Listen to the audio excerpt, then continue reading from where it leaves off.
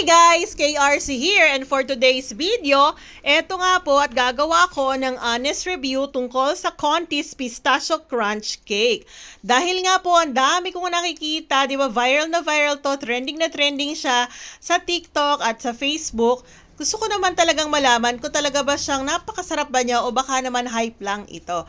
At eto na nga guys, the moment of truth. Ayan, umorder ako ng isang slice nitong cake na to. Luckily, meron akong naabutan kasi talaga daw paubos na ito. At ayan nga guys, tinry natin. So unang ginawa ko ay lahat ng layers ng cake ay aking sinubo. At ayan, ako ay natuwa kasi nga ang daming flavors na nalasahan ko sa aking mouth at masarap siya. 'Di ba? Ang sarap niya kaya ayan, inulit ko pa siya guys. Bakit nga ba siya masarap? Kasi nga po meron tong layers of chocolate mousse. And then meron siyang creamy pistachio mousse din. And then yung katayfi niya ay crunchy with matching moist chocolate sponge. So, yung katayfi niya, ito po yung nagbabalance doon sa sweetness nung mga layers ng chocolate mousse niya. Kaya, ang masasabi ko lang, hindi siya ganong katamis for me.